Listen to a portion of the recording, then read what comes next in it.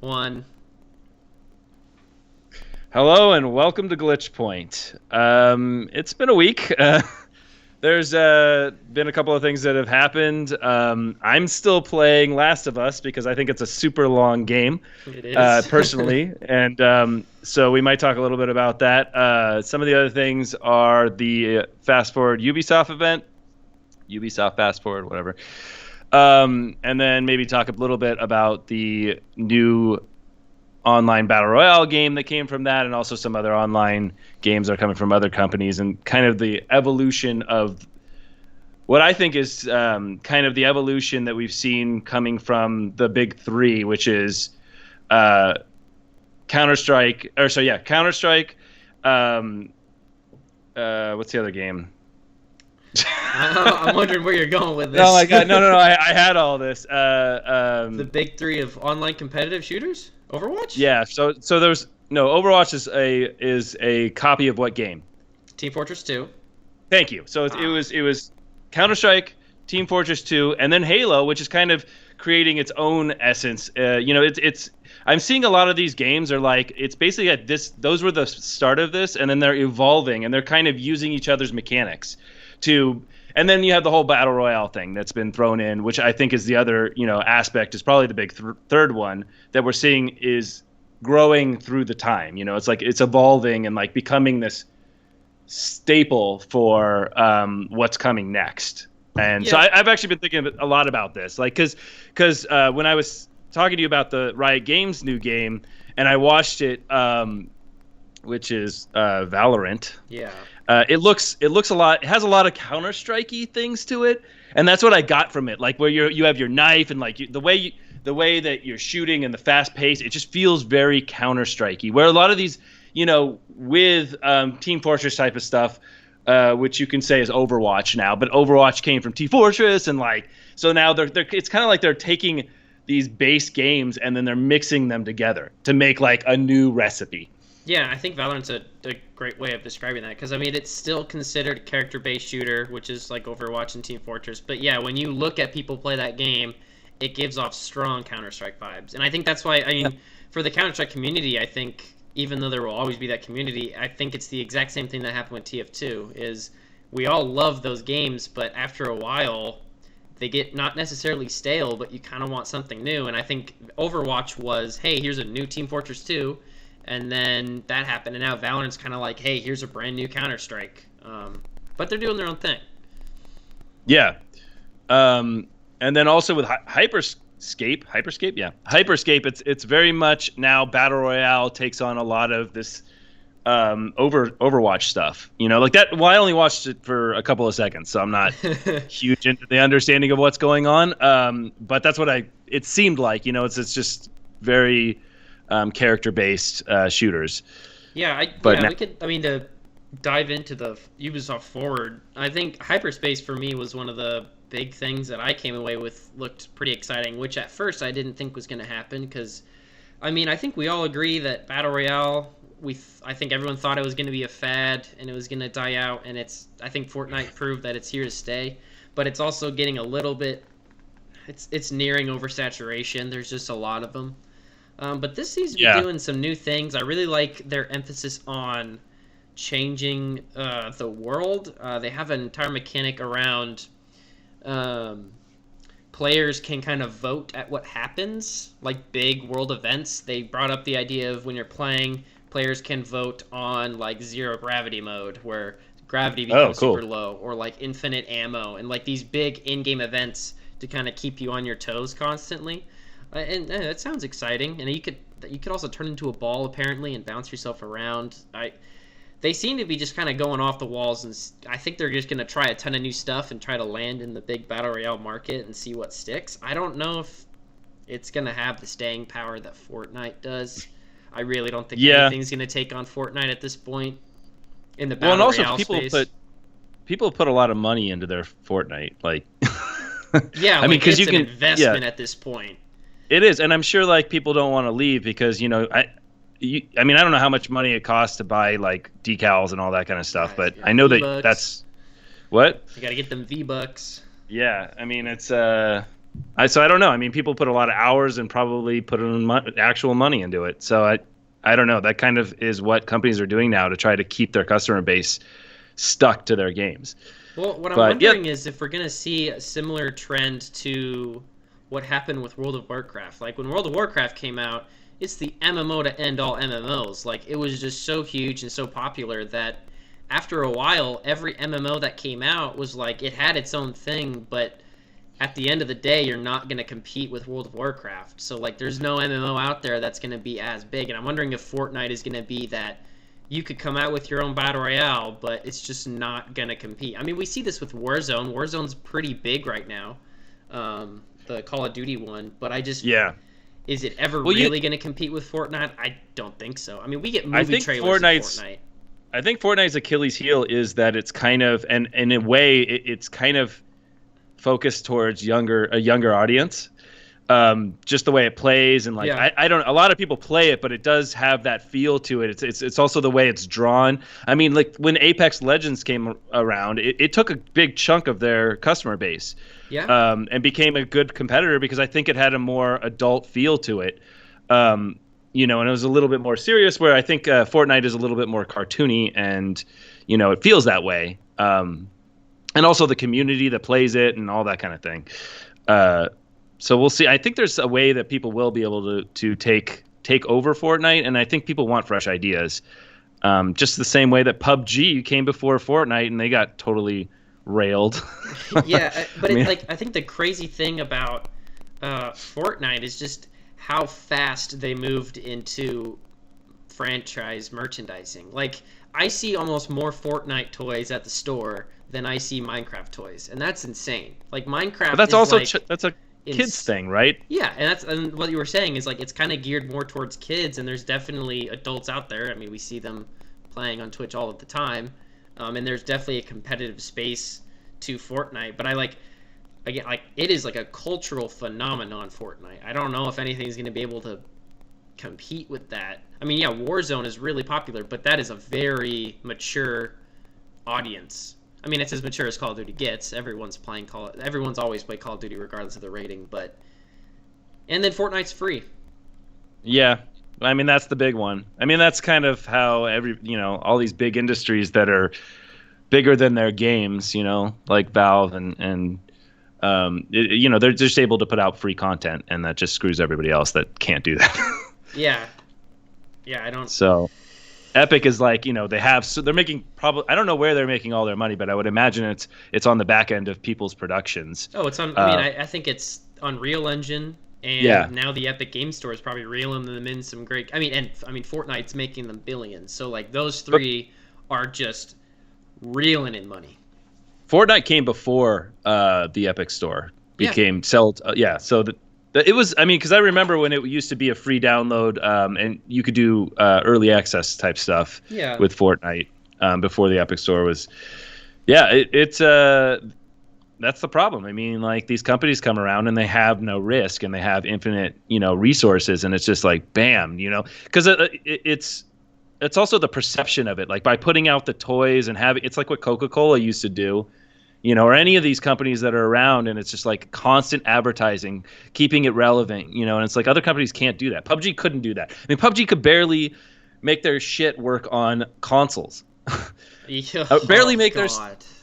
Barely make their. And that game was made by like nobody, right? Like there was a small team of people that made that game. PUBG's using the same engine that Fortnite is, but yeah, they don't have the resources, and again, they're not the people making the engine. So like Fortnite gets that ability to be able to be made by the people making the engine. So. But and that's the thing that kind of popularized the battle royale, and that's a much more adult game, PUBG. It's a war type game, and it's like very harsh on the graphics. But I was actually trying to look up what the demographic right now is of the play space for gamers. And because I would think that most of the people would be older, but maybe I'm wrong. Maybe it's not like would be in 20s and above, rather than 14 and below. Maybe I don't know where you draw the line. And then there's just that middle. Just in general, or just in the PUBG space? What do you mean? No, in general, in all of gaming. where, like, because these companies are making a choice when they choose their stylistic approach and also how they're going to advertise the game. You know, Epic knew what they were doing when they kind of targeted mostly children or a younger audience with the way that, you know, they're making toys and all this other stuff and the merchandising and everything that they're doing. I don't know if that's for like long-term, you know, customer, whatever, you know, allegiance. Yeah. But yeah, it's I don't know, or maybe they are the biggest demographic. Maybe the larger part of the gamers are younger, and I just never really. And I think it's just what blows my mind is like, and I got to give credit to Epic of just how fast they were able to do this and respond. Because I mean, Fortnite was not Fortnite Battle Royale. Like there was a whole other game that was called Fortnite that you bought for $40, and it was like a tower defense game, co-op shooter. Like, and with its building element, and then that was, I mean, I don't think anybody really cared for it. It was just kind of meh. I didn't know that came out. That came out? Yeah, I thought they pivoted from that. Oh, really? Yeah, and it like a normal game, you just buy. Like I remember a couple of my friends had it, and then out of nowhere, and this was about the time PUBG blew up. All of a sudden, we have Fortnite Battle Royale, and then it exploded, and then all of a sudden, like months go by, and there's merchandise flooding the stores of Target. It's just. Yeah, people are flossing all over the place. like I just it blows my mind how fast Epic was able to go from we have a mediocre game to we are the most important game on the market and culture of all time right now. Like it's just, and they handled it so well, like constant updates, and I don't know how the working conditions as Epic were, so hopefully the working conditions were fantastic, but yeah, but when you go to like Christmas and like your parents and like, you know, they know what flossing is and they're yeah, like, what is going on? You know, we're sitting there watching that kind of Ninja on Ninja Times Square, asking the audience during New Year's to floss. Like, what world do we live in? And that's how we kicked off 2020, and that's why we're here. Yeah, I mean, it's, but it's like, is it just like, are people just satisfied with that? And like because I actually personally don't like the game, to be honest. I think the building aspect of it kind of gets in the way of what I consider to be a fun battle royale. That's exactly my problem. Yeah, but I mean, it is. I don't know. I don't know what I mean, maybe it is just you know, advertising and being able to convince people that this is the only battle royale product. And I do really feel bad for PUBG. Like whenever people say like Fortnite, I'm like, dude, you should definitely give your credit to PUBG. And I would always give my money to them because, you know, they did it before everybody else, or made it big before everybody else, and just got it stolen from them. Yeah, well, this is actually, you brought up a good point about how Fortnite kind of advertises to a little bit of a younger audience. And looking at current Twitch viewers, which is a great way to see what games people want to be playing and watching, is Call of Duty Warzone has actually overtaken Fortnite as...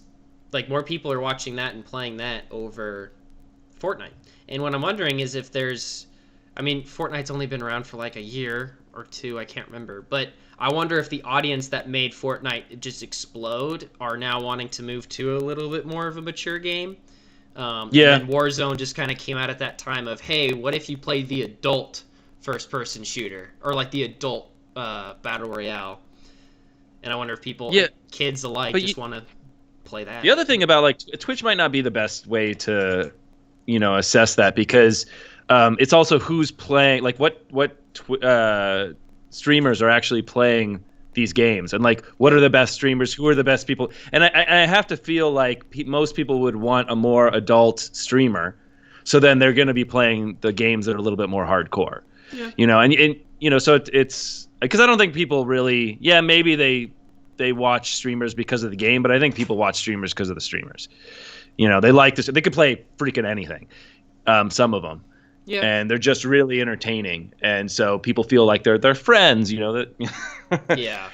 That kind of thing. And I've watched a couple of the people that stream Fortnite, and they're a little bit, I'm not going to say it, but they're not the same type of personality that I would personally want to watch. That's okay. That's okay to say. And yeah, you know, it's but that's okay. You know, it's some of them are good, some of them are bad, but that might change the way that, you know, why a more hardcore game may take over in the battle royale scene in that. Yeah, on Twitch. for sure. And as much as like I I think that Hyperscape, I don't think it's gonna last that long. It does look cool, but not only did they announce it in one of the most underwhelming press conferences I've seen in a long time, and I thought that the Xbox May event was pretty underwhelming, but this was just, man, I don't know what. I just don't like where Ubisoft's going with their games. I didn't see they're playing it so safe. Tell me about it, like, because I haven't watched it yet, and I like kind of missed it this week. And but they had some good games that they were announcing, and so what it just like. So, yeah, was it two teasers or? So for me personally, the big thing that just kind of set my tone was I'm a huge Splinter Cell fan. I want another one. And they came out with a 5v5 character shooter on mobile, starring Sam Fisher from Splinter Cell and a couple other Tom Clancy characters, and it was just like, did anybody really want a mobile 5v5 shooter? I don't understand. You know where that's coming from? Where? Fortnite. Oh yeah, it looks exactly like Fortnite. Like the art style is it's because the stupid phone Fortnite version actually is doing really well. Okay, weird. And so all these companies think like, oh well, we need a. There's an interesting. Actually, I'm glad you brought that up, because I've seen people play Fortnite on mobile better than I could on mouse and keyboard. It's just I've accepted it, and I'm not gonna play the game because of it. But recently, 2 weeks ago, was the Apple's Worldwide Developer Conference. They announced that mouse and keyboard support was coming to gaming on the iPad, which means you could just hook up a mouse and keyboard to an iPad and play a mobile game. And that's weird. They brought and they even gave like a whole API to developers, and they're like, hey, look how easy it is to just add this to your game. So even though it's kind of a common thing to look down on mobile gaming as kind of a lesser thing, I'm going to be able to play mouse and keyboard Fortnite on the go. And that's insane. Yeah, but I mean, what is a tablet anyways? Now. Where are we? This is the thing. Like, this is where I don't understand Apple very much. Is like, I see what Microsoft is doing, and I like, the Surface and the way that they've dealt with it. Because, like, what are we dealing with? But just attach a damn keyboard to it and make it a computer with ports.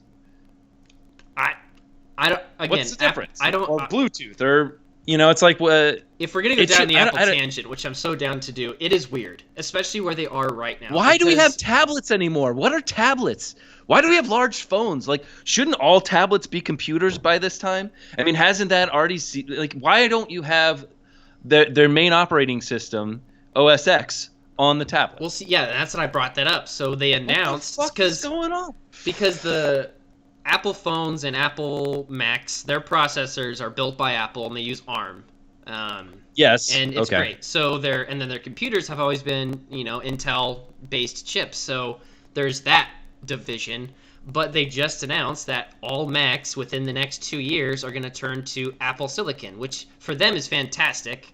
And we're probably going to get some amazing Macs. Yeah. So, which means that the Macs are using the same hardware as an iPad and an iPhone, but we're not going to put Mac OS on an iPhone. So, and now we have iPad OS, which is a separate branch of iOS, which is its own little thing. So, but we're going to a point where it's like, why not just shove Mac OS on an iPad? It's got impressive hardware. This thing can, and they kind of pin the iPad as the gaming. They're starting to pin it as it's like Apple's gaming thing. Apple's never going to be a gaming platform on their Mac side of things, and they're never going to make a gaming PC. That just doesn't make any sense, and it's never going to happen. But if they can say that, port your game over to mobile, and now you can play with any controller you want, any mouse and keyboard you want, and then also with games with Xbox bringing Project xCloud to the iPad and the iPhone, like, there's going to be a point where I can play any Xbox game on my iPad with an Elite controller hooked up Bluetooth. I mean, I guess the only thing is, like, to keep this app central design is its simplicity, but I don't, it's just like every company, both Microsoft, and I give it to Microsoft to be the first one to really be pushing forward towards this, is where I think both of them will end up in the end, is just one central environment that the devices are just viewing that environment. That's it.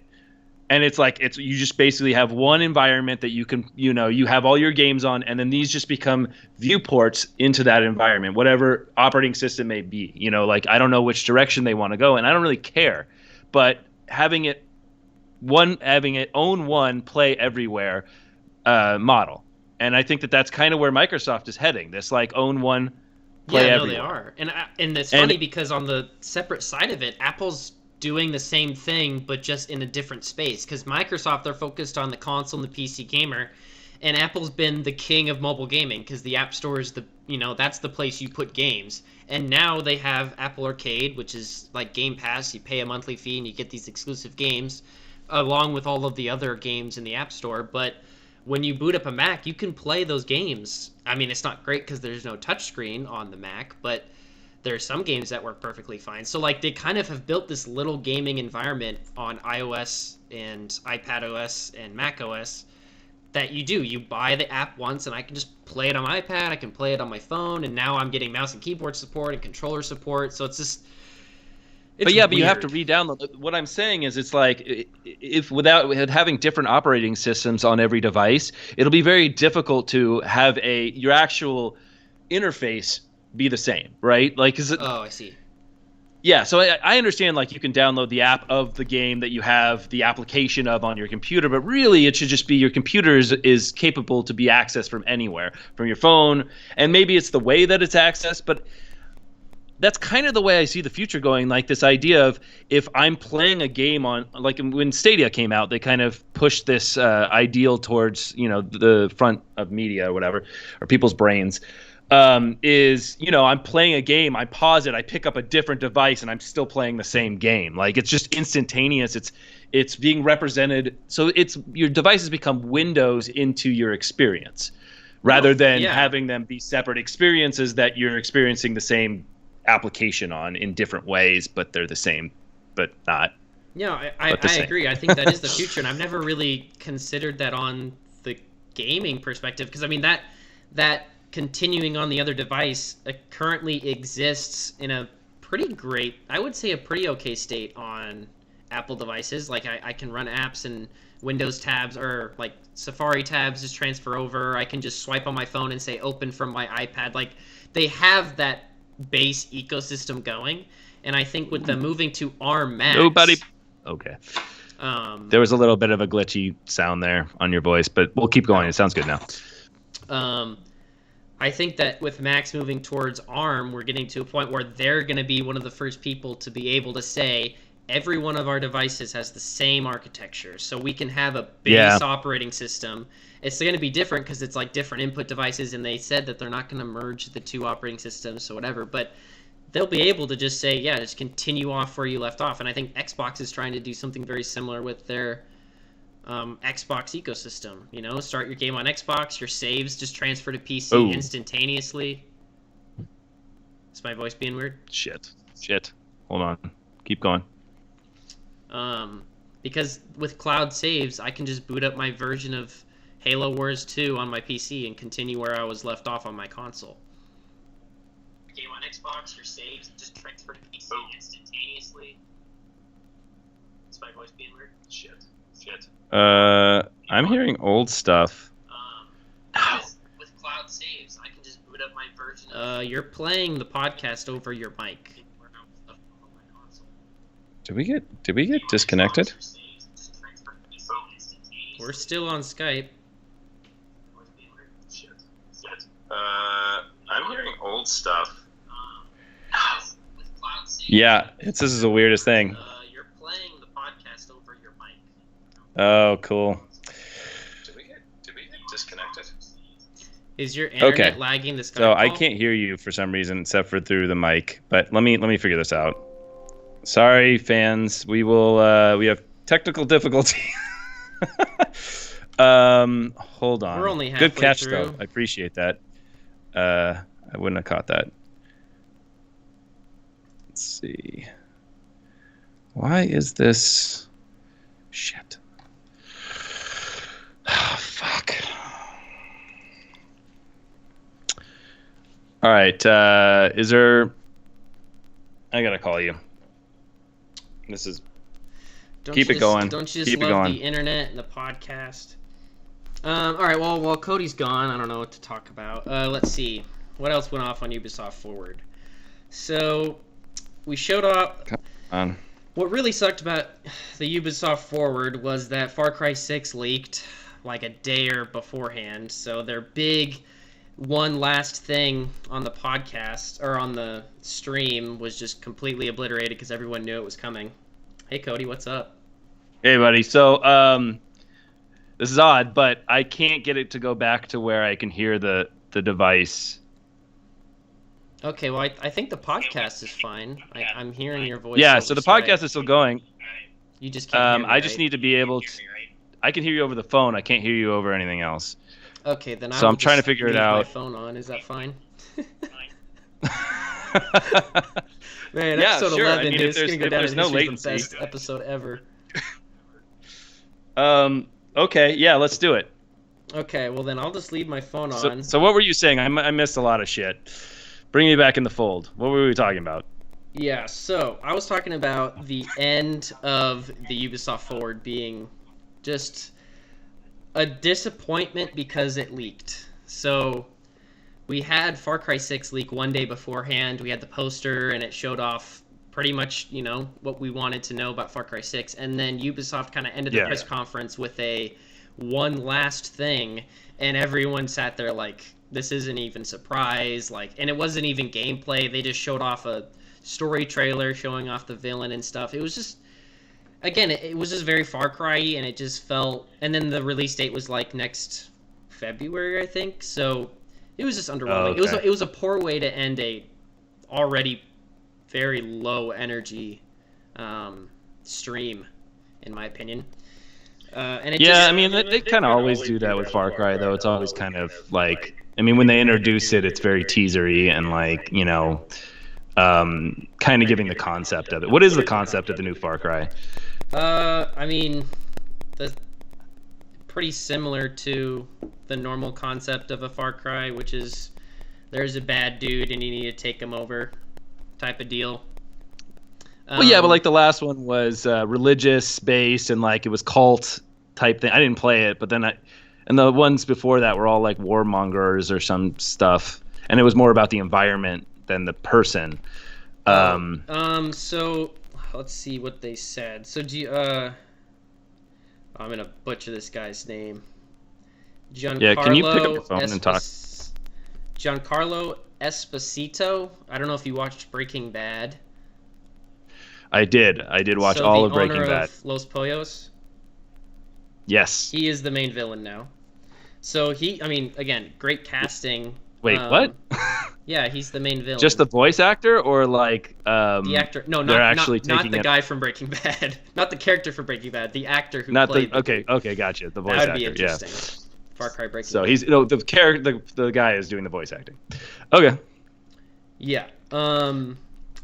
So he's playing a bad guy, and it looks like I want to say some sort of South American government dictatorship type deal. Which, it kind of reminds me of Far Cry 4 in a sense. Far Cry's had very similar villains in the past. They're just kind of a little bit crazy and controlling everybody, and you need to take them down. So, but again, it didn't really say much about what the game was going to be about, if it was going to be just another Far Cry 5, because in my opinion, I think the Far Cry formula has been stale since 3. Maybe that's my opinion, but it's what is it that, it really is just about... you do the same thing. That's why I didn't play the last one, is it's very much just find all the resources, kind of do the missions, kill the guys. I like the stealth a lot. There are some amazing moments in some of the Far Cry games, but I think that just having it change the environment and then do the same thing over again is a little bit much, because there was, from Far Cry 2 to Far Cry 3 was a big change. Oh, yeah. And I think they need something like that, And actually, a lot of people say that the older Far Cries were more entertaining just because of the physics that they were able to produce, that made it feel like just the level of detail that you just don't get anymore in Far Cry games, because I think they just made them much larger. But, it's funny that they don't change the core the core theory of the game, or because every time they put out a game, they always put out a DLC that kind of twists the game on its head. Yeah. And like, why wouldn't they just make a game that twists the whole thing, the whole franchise on its head? Yeah, and I think with the older Far Cry's, there was a lot more emphasis on kind of like sandbox gameplay, like you said, the physics of the game. And Far Cry 3, it definitely stripped away a little bit of it, but it made up for it with a fantastic like narrative and like a great villain and stuff like that. And I think Far Cry 3 was so its emphasis was on the villain and playing that story, and then I just feel like they took that and were like, okay, let's just keep doing that. And then Far Cry 4 was about that. Far Cry 5, and it's just like it's getting really old. And I mean, my favorite Far Cry is still Far Cry Blood Dragon, because it was a mini version of Far Cry. It just did its own thing. It was like an 80s synth game where you play as a Terminator style dude. It was amazing. It was small, but it's funny that they have that, right? Yeah. And they have that capability to be that go creative with Far Cry 3. And odd. Yeah. Sorry. But yeah, no. That's what I got this whole press conference, was Ubisoft kind of just playing it safe with every franchise they have. So we get Far Cry 6, which is appearing to be. Well, here's a bigger question. Should Ubisoft? I mean, this is a huge question, but should Ubisoft have its own conference? Should Ubisoft have its own online store? Should Ubisoft have any of this shit? God, no. Why is Ubisoft trying to compete with these big, huge companies and trying to be Valve or trying to be, they're just not. Yeah, I mean, they're a big company. They've been around a long time. They've been a pioneer in the industry. But I feel like at one point they were able to do this because they had games they were really, really great staples of the game industry, but they're old now. And it's just like we're sitting here like, why am I looking at a press conference for yet another Watch Dogs, which looks like Watch Dogs, but in London this time? Not much has changed. It's still Watch Dogs. Assassin's Creed Valhalla looks just like the last two Assassin's Creeds, even though we loved the old ones, and those are just not even... We don't even get old Assassin's Creeds anymore. It's the new open world RPG that the franchise turned into. It's just Vikings now. Far Cry 6, same thing, just different. I feel like the biggest thing that they've innovated on was Rainbow Six Siege, which is huge, and I give them full credit for that. And they're really just driving that, and that's great. But it's just they just play it safe year by year. And Ubisoft claimed that they took a break for Assassin's Creed, like they took a year off because they're like, you can't make a good game in 1 year. We're not going to pump out our franchises year by year. And then after that year break, there are other companies that that have a lot of great games that don't try to become one of the big five or something. That I don't think they necessarily need to be this giant force that owns their own marketplace. And it's always felt like too much, and like they couldn't hold it together. No. Like they're like the little weakling at the end of the table or whatever. I don't know how to explain or come up with a good analogy, but they're definitely the runt. Yeah, no, for sure. And it's just like, I feel like they should just be a publisher. I agree. I think that I want them to just focus on a publisher and not... Can you pick up the phone again? I can't hear you. Yeah. I want them to just be a publisher. I want them to just focus on getting the games that they have, the franchises that they have out, and not dump resources into a garbage streaming service or games subscription service, which was awful, or the Uplay store, because they put money into this, and then their franchises are just getting stale, and they're sitting on great franchises that just aren't touched. Yeah, no, I agree. And I mean, I don't know how the financial aspects of them are going, and how much each one of these games make. I mean, all these games make probably a decent amount, but they're also large games, and they take a lot of effort to create, and maybe that's why. Maybe they've, spread themselves a little too thin to the point where they need a more of a formula-based. Because actually, a lot of the games we're talking about are all formula-type games. Like they follow the same. Assassin's Creed really has been touted to do that as well. It's like they follow the same formula. It's like, if it works, and what that means to me is that it allows them to reuse a lot of the tech that they already created. Because to not follow the formula in the game development world means you're going to put in a lot more hours trying to get it to work. Yeah. It's safe to follow the formula. You have to do less work. You get the same. And if they're selling at a good price point and like they're making enough sales, and then maybe they're just not willing to take. Maybe they're just not a risk-taking company. I don't know. Yeah, I don't know what makes them this way. Yeah, if they're not going to take the risk, that's fine. I'm just bored. Like I like them taking the risks, like when they used to, and like when they decided, hey, we have a great Prince of Persia franchise, but we want to do Assassin's Creed, so we're going to do this, and like they just, yeah, they tried to innovate and do new things, and now they're just kind of content. And if that's where they want to go, that's fine. It's sad to see a company just start playing it safe. And even with Hyperscape, a new game from them, it's just another battle royale. Like it's got some cool things about it, but are you going to invest enough money for it to be a big pillar? Probably not. So then was that just a big waste of time? I hate to say it, but probably. Those developers love the game, and I'll give them credit. It looks fun, but it's got to be hard though. Like if we feel this as consumers, I can only imagine this also trickles through the development team as well. Like, just I don't know. I mean, just doing the same thing over and over again's gotta weigh on people. It's I can't imagine being a studio. I mean, the most notorious is Activision and getting acquired. Like when you get acquired by Activision, almost every studio that does turns into a helper studio to a Call of Duty. Not even like, hey, go make your own Call of Duty. It's you're gonna go help Infinity Ward make a Call of Duty, and I can't imagine how.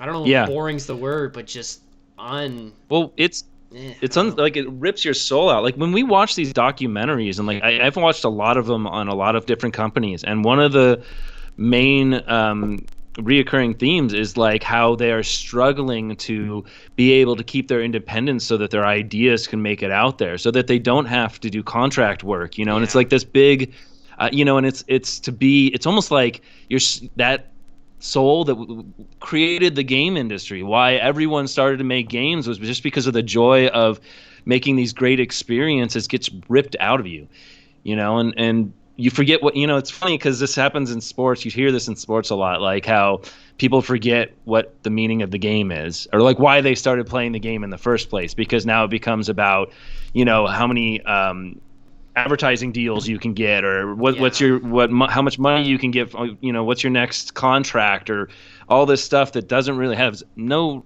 bearing to why you started in the first place. Yeah. And I see that in the game industry also. Like this is kind of the professional sports thing, a little bit. Especially with games just getting more and more expensive to make and becoming bigger and bigger budget games. Like, I mean, I think that's why we're seeing a lot of studio acquisitions happening, which is we have indie developers and we're always going to have those, but there's a lot of studios happening now that are made by veterans that they have these visions for games and they just can't afford, so they get a publisher. And I mean, some of them are great. Like we have like a lot of Sony's studios are like that. They're great developers that I don't think they could last on their own. Not that the games aren't good enough to last on their own, but like God of War takes 4 to 5 years to make. That's a lot of money to make that game over 4 to 5 years. But Sony backs them up, and Xbox is doing that with a lot of their franchises. So yeah, it's Ubisoft guarantees them a job of making a new Assassin's Creed every year, but I'm probably, this is kind of like the DLCs that come out for these games it's kind of like them appeasing their frustrated developers. Like, oh, don't worry, if you make this game, we'll let you go wild on the DLC. That's a good point. I would not be surprised if that is a thing. I really wouldn't be surprised. That's probably part of the formula. Yeah, we've heard of stories where developers are like, hey, we'll give you a bonus if you get 80 on Metacritic. So like, I wouldn't be surprised if they're like, hey, ship us that game that's going to sell, that's going to be easy to market, that's just a guaranteed cash in, and we'll feed you a little bit of creative in there. I'm not going to say allegedly that's what we're saying. But that's a good point. Yeah, I mean, it does have this feel, but it's interesting because it's something that I think both the developers and the consumers are feeling. Because you can really tell, like how it's going with these games. It's like just kind of repetitive. I mean, like a lot of these games are becoming very repetitive, and it comes to the point where it's like it just feels like they slammed a bunch of tasks into a game. Yeah, it you just know, and sucks it just gets boring. It's fucking boring. that like when the year passes, you can just sit there and go, I wonder what this year's Assassin's Creed and Call of Duty are gonna be, and it's just like, is that really, you know? Like you, and it's like you Yeah. see the new, and then you're like, oh, cool, this new one, like the new Call of Duty is rumored to go back to the Vietnam War, and it's like that because Modern Warfare worked. It's like, oh, we could just reuse the old franchise that was good in the past. Okay, let's do it again. Yeah. And like, it's just, is that really? But I mean, it comes down to the thing we've said on multiple podcasts. Someone, Yeah, I know. is just gonna keep buying it. So, Well, I mean, I don't know. I think people are getting a little, but that's also, we can take this all the way back to maybe that's why, companies are starting to market towards kids, because it's kind of like when the toy companies market towards kids. It's like it's easy. Like kids are very easy to, entice. They're not going to question as much, and then you're getting the next generation of Call of Duty players. So it's like, or, Fortnite players or whatever you want to say. Like, it's just like culturing the next generation, because the generation that's our age is questioning it. That we're the ones saying like, hey, wait a second, maybe we shouldn't buy the next game, where I think they're easily influenced. Sorry, kids, but that's just how I see it. no, I think I was watching a video a little bit ago about just the history of. Can you pick up the phone again? The history of game commercials. And I think that's a good point. Like looking at a lot of the commercials for games like in the 90s and stuff, looking back at them now, you look at them, you're like, what the hell's going on? Like, they're just strange, especially a lot of the Sega commercials were really out there. Again, it's a product of the 90s and the whole Play It Loud campaign from Nintendo. But then look, if you kind of just sit there and look at it through a kid's eyes, or like just imagine how it felt to see those, you're just like, yeah, I wanted to buy the game. Like you're a kid, you're just like, yeah, of course I want the Sega Genesis, hell yeah. Or like, of course I want the weird PlayStation with the baby advertisement. I don't know what it is, but it's weird. And now looking back, you're like, why would I have wanted to buy something like that? So that's a good point. Yeah, I mean, it's just, I mean, this industry started as toy companies, and I mean, they definitely took on the same advertising platform to advertise towards kids, but now we're all older, and now a lot of us are older, and we're just, and I don't think I don't know, it's just like maybe that's why a lot of these games are trying to be a little bit more accessible to kids, and like, because it's like, oh well, these older guys, they're just they actually want good products. Fuck that. Oh boy.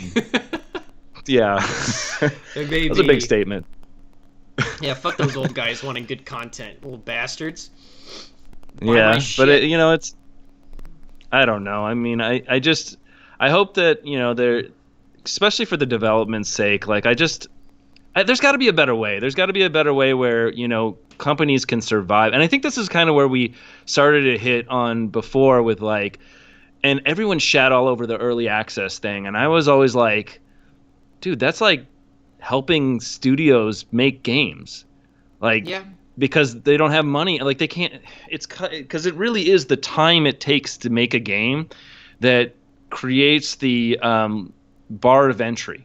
Because to be able to survive for 3 years, or what it used to be was to be able to survive for 2 years, without making any money, and now it's like way longer than that, and it's like, you can't ask, how can you, people can't survive. I mean, they have to like pay their rent and shit, and like it's just impossible to do now. And so I think with early access and different ways and different platforms in which you can raise money, through I don't know, No, I see what you're saying. Am I trying to say?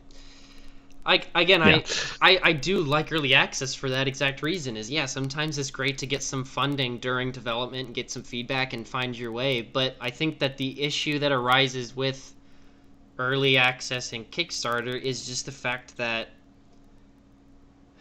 games just sometimes don't work out. Like, game development is extremely difficult, and I think that's what, and it's kind of, not everyone knows what it takes to make a game and how it is to make a game, because sometimes maybe you go 2 years of development, you put it on early access, and then after 3 months you realize this game's just never going to be fun. Just this, the idea of the game is just not going to work. So like that game, if it was under a publisher, that's when the game would have been canceled. It's like, hey, this game just isn't going to work out.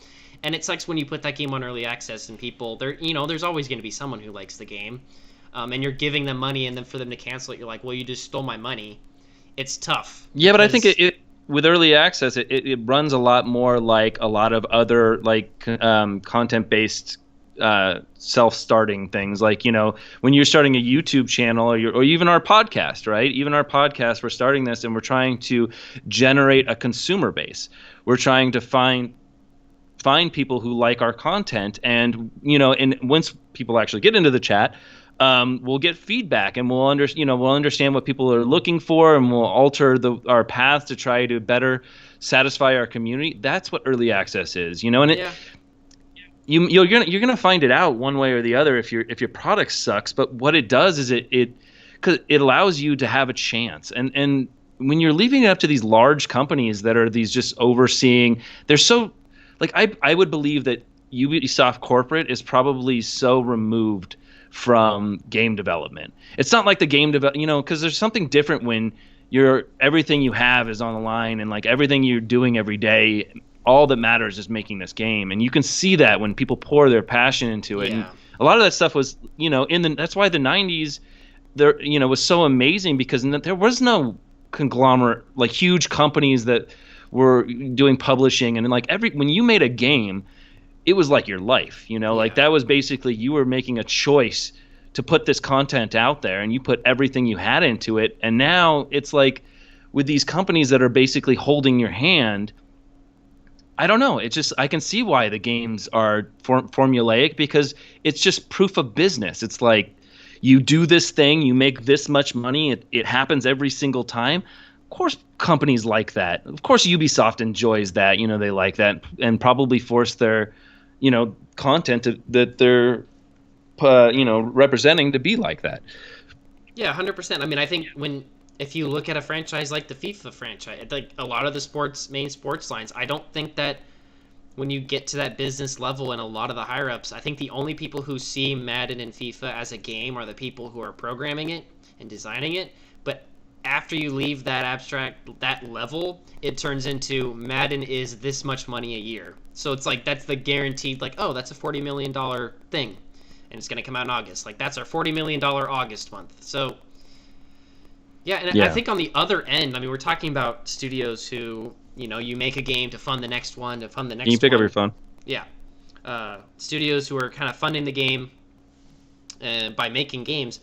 On the complete other end of it, you have a studio like Valve, who makes so much money through Steam that it's pretty much an infinite supply of money that they have to do kind of whatever. And I don't know if you saw the Jeff Keighley's The Final Hours of Half-Life Alyx came out, which is like it's like a narrative book on Steam where it just goes into what the hell Valve was doing for 13 years. And it's eye-opening. Like, again, it's a studio of people who love creating content, and they were making tons of games during this time. But when you're making games and you don't have that, if we don't make this, we're not going to fund our next one, and you're just like, well, we have infinite money, so if this doesn't work, we can just cancel it and move on. They got into this point at the company that they called the wilderness, which was all these teams making these games and then canceling them for this or that because they just weren't perfect in their eyes, and they could afford to do it. They could do whatever they want for years, and eventually they finally came around and made a product and made Half-Life Alyx, and that's great. But that's the other extreme of, you don't have the risk, so you don't really you're not taking any. It's just, there's no risk of not making a game for a long time. Yeah, no, I totally agree, and it's probably also, a lot of this has to do with the company, and I think the companies are evolving, especially Valve. Valve has its roots in that cutthroat, in making games in the 90s. Where I don't know, where did Ubisoft start? Where was there where did they become a thing? Oh God, I was trying to look that up. I would say one of the big first things that comes to mind is Rayman. Oh yeah, But I that's mean, I right. think Did they Ubisoft's technically always been a publisher. So technically, have they always been a public? I mean, they've always had like a studio. Like, I mean, we have Ubisoft Montreal making the Assassin's Creed games. So like, I can't remember if Rayman was published by Ubisoft or developed by Ubisoft. But I mean, and they went through tons of phases. They had, do you remember the Pets line of games throughout like the The early what games? 2000s? Pets. They're like Oh, Pet Pets. Simulator. Yeah, where like dogs and Oh yeah, cats I with do a remember Z. those. Yeah, Yeah. yeah. Yeah, it was on the Game Boy, whatever. Yeah, I think Rayman was one of Ubisoft's big first titles in like the mid '90s.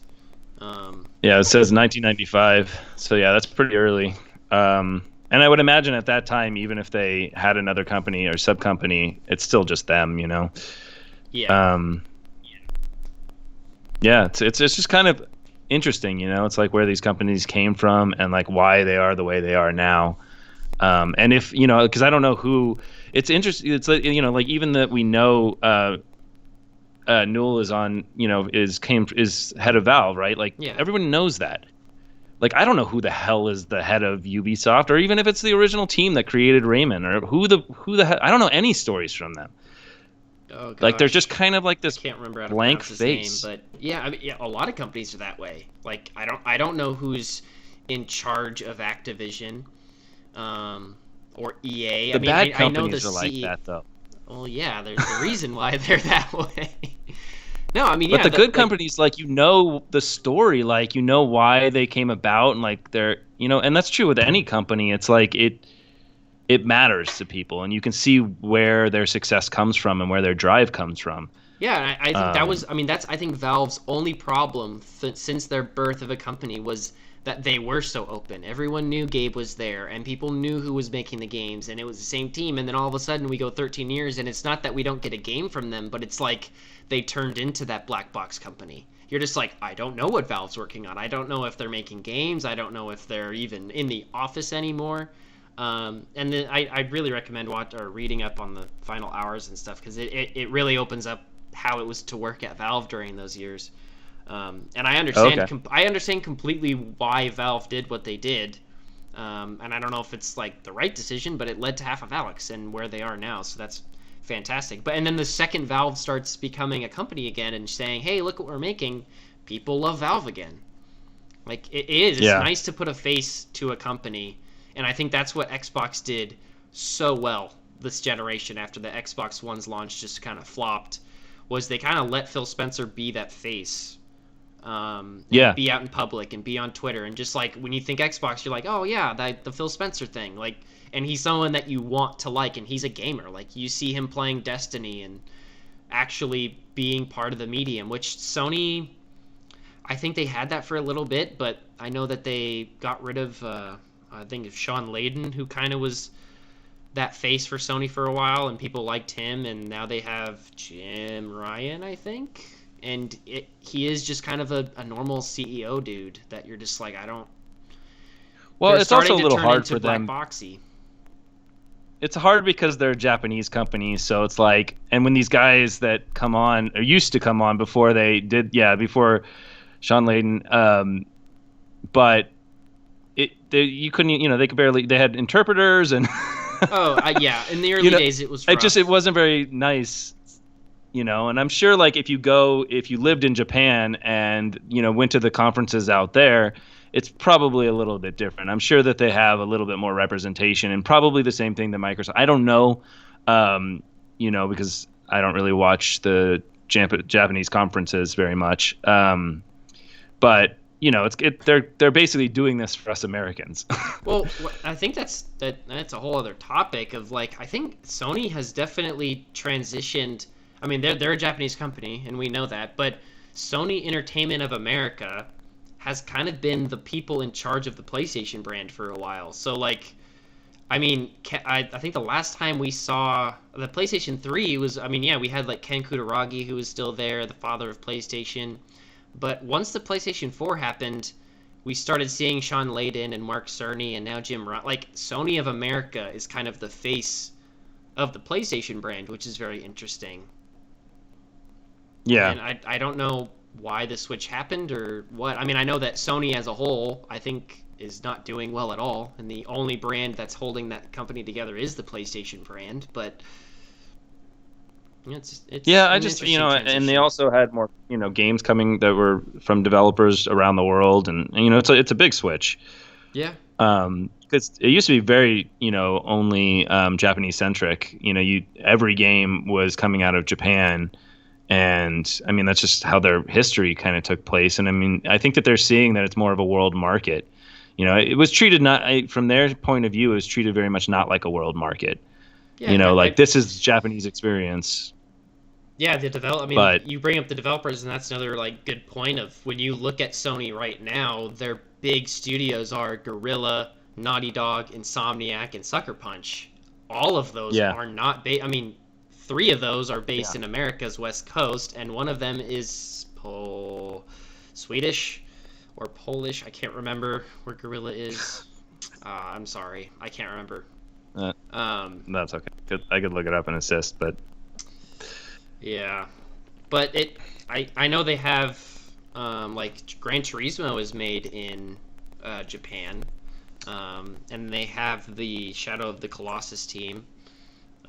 So it's just an interesting switch. And Xbox seems to be going trying to go a lot more worldwide. They keep saying they want a Japanese studio and a Polish studio and other studios. Yeah, I thought didn't they acquire? Or did that not go through yet? Yeah, it hasn't really been announced yet. People are speculating we're gonna get that next Thursday at the Games Showcase. Yeah. Which it'd be exciting. Well, yeah, no, I think it's good. I think that there's still hope, and I think that it's, an evolving industry. I mean, it's super new compared to other industries like the film industry, and it's just, I think that people aren't really understanding what motivates and what creates a healthy, environment for both the players and the developers, because it just, when you play a game and it feels boring or it lacks energy, or that's how the developers feel when they're making it, because that's literally the transfer of what's going on is the developer's passion is what you're playing. Yeah. And I don't think consumers really realize that now, and I think that hopefully they are more and more, as these games become more blah, and these companies put out blah games. But I don't know. Let's make a studio called Blah Games. Blah Games. No, rename Ubisoft. I agree, and maybe the industry's, and I hope it is, but I think the games industry is just going through a growth period again. Yeah. Because there's been a lot of, I think in the past 3 years we've had a lot more. Not even getting into the microtransaction part of the whole industry, but the livelihood of developers has been at almost the forefront of games journalism recently, and working conditions. Yeah. Speaking of Ubisoft, they didn't mention it at the press conference, of course, but they just had a lot of allegations against them and the higher-ups of that company. So we'll see where that goes, but that was poor timing right before a press conference. Yeah, I don't know. But then, this is... But also, Last of Us. And we'll bring this up because I kind of wanted to... I don't get I felt very much the passion in that game, and I get that people may not, if it's the brutality of it all. I don't really know what this controversy is that, but if it's the brutality of it all, it's what did players expect? And I guarantee you they sat there and they're we could tone this back, or we could fucking do this, or we could really make this, and they had no idea COVID was coming, and it's they pushed the bar further than I thought they would, and that excited me. Oh, dude, I thought it was amazing. You're only halfway through, dude. I know. I can only imagine. I'm glad. I loved what they did with the game. Like I said, I think that if you play the game from the very first second to the very last second, it all comes together. And if you don't, I could see there are points where I'm if the game ended right now, I wouldn't be happy. It would just be weird. But I don't know if the brutality, and yeah, maybe people just wanted a feel-good game during these awful times, and Naughty Dog has said, I'm sorry, this is not a feel-good game. You're not gonna be you're not gonna smile. You're gonna feel like shit. And But I love that. Yeah, I want to feel like shit, and I did feel like shit, and it was great. And I felt like shit till the last second, and I honestly was feeling, you got to beat it, man. Don't rush. I'm just saying. Well, you know what the thing is like as I've seen Naughty Dog continually progress is like that's the thing that like in the Uncharted series, the last Uncharted series is the first time I really started to feel moved by the characters. Yeah. You know, and I really like and then The Last of Us came out and then like they it was slight, but this one I'm like and like when the DLC for The Last of Us came out, that was my favorite part of the first one was the DLC because I felt moved by the characters and the entire game was like this. And like I'm like sitting there shocked. Like there was so many times in that game where I'm like, holy crap, this is crazy. You know, and like I was so invested in my, you know, in the story and the way that it was going and I don't know, I can't not love that. Yeah, no. I don't care that it's violent. I can't not love that. Not for Cody, but spoilers for anybody who hasn't actually played any of The Last of Us. So Cody's at the part where you start playing as Abby, right? That's what you said? Yes. Thank God I didn't. Okay. When I started that part, I did not want anything to do with Abby as a character. I mean, coming from Last of Us 1 and what had happened in the story up to that point with her killing Joel, I'm like, okay, Ellie, let's fuck her up. And I didn't want to play as Abby. I'm like, fuck this.